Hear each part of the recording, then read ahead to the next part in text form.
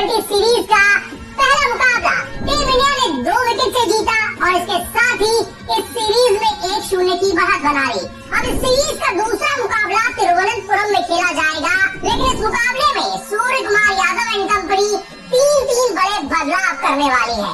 दरअसल पहले T20 match में हमने देखा कि ऑस्ट्रेलिया ने 208 रनों का पहाड़ सा स्कोर खड़ा किया था, लेकिन टीम इंडिया ने इसे चेस करते हुए जीत दर्ज कर ली। तो ऐसे में अब दूसरे T20 मैच के लिए भारतीय टीम में बड़े बदलाव होने वाले हैं। तो चलिए सबसे पहले आपको बताते हैं कि कैसी रहने वाली है दूसरे T20 मैच में टीम इंडिया की ओपनिंग जोड़ी। देखिए, यशस्वी जायसवाल ने टीम इंडिया को ताबड़तोड़ शुरुआत दिलाई थी। उन्होंने चौके छक्कों की बरसात कर दी थी मैदान पर आते ही। तो ऐसे में यशस्वी जायसवाल तो प्लेइंग 11 का हिस्सा पक्का होने वाले हैं। इसके अलावा ऋतुराज गायकवाड़ तो बिना कोई गेंद खेले ही डायमंड डक पर आउट हो गए थे, क्योंकि वो रन आउट हुए थे।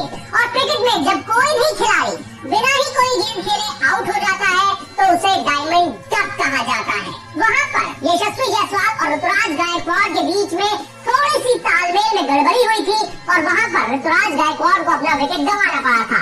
और वैसे भी ऋतुराज गायकवाड़ इस टीम के वाइस कैप्टन है और पिछले मुकाबले में वो बिना कोई भी गेंद खेले आउट हुए थे। तो ऐसे में ऋतुराज गायकवाड़ भी आपको प्लेइंग 11 में पक्का दिखाई देने वाले हैं। अब बात कर लेते हैं नंबर 3 की।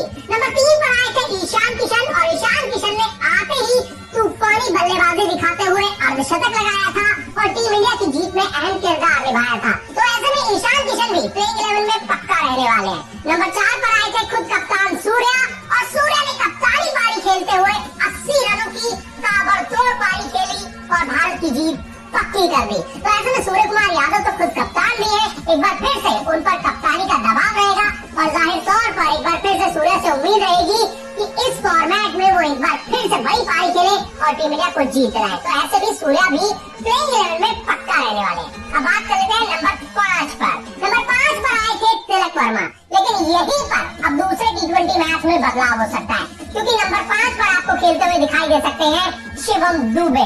शिवम दुबे बड़े बड़े हिट्स लगाते हैं, बड़े लंबे लंबे सिक्स लगाते हैं और गेंदबाजी भी कर लेते हैं। और हमने देखा था कि पहले मुकाबले में टीम इंडिया की गेंदबाजी कमजोर कड़ी साबित हुई थी, तभी ऑस्ट्रेलिया ने 200 से ज्यादा रन स्कोर बोर्ड पर लगा दिए थे। तो ऐसे में क्योंकि शिवम दुबे बल्लेबाजी भी कर लेते हैं, गेंदबाजी भी कर लेते हैं, तो उनको प्लेइंग 11 में शामिल किया जा सकता है। चलिए, ये तो बात हो गई नंबर 5 की। अब बात कर लेते हैं नंबर 6 की।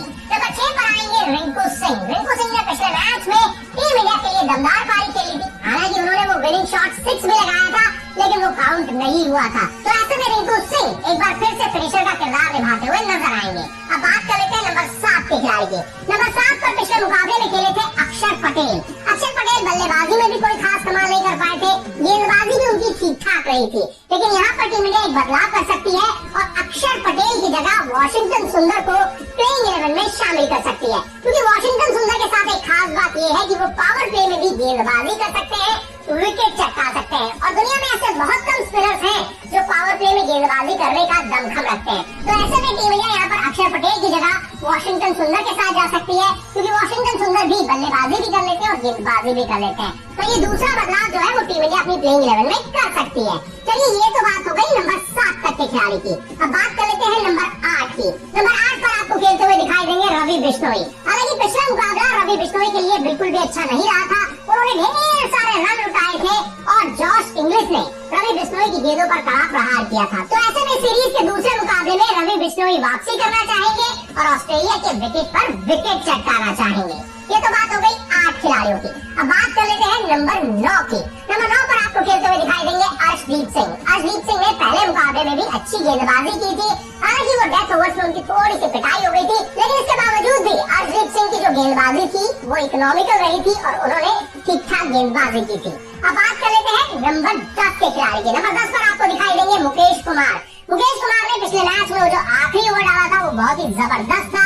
उन्होंने ऑस्ट्रेलिया को हाथ खोलने का कोई मौका नहीं दिया था और ये मुकेश कुमार की दमदार गेंदबाजी ही थी जिसकी बदौलत ऑस्ट्रेलिया जो है वो 210 के आंकड़े को पार नहीं कर पाई। तो ऐसे में मुकेश कुमार भी आपको टीम इंडिया की प्लेइंग 11 में दिखाई देंगे और डेथ ओवर्स में गेंदबाजी करेंगे। अब बात कर लेते हैं नंबर 11 के खिलाड़ी की। नंबर 11 पर खेले थे पिछले मुकाबले में प्रसिद्ध कृष्ण।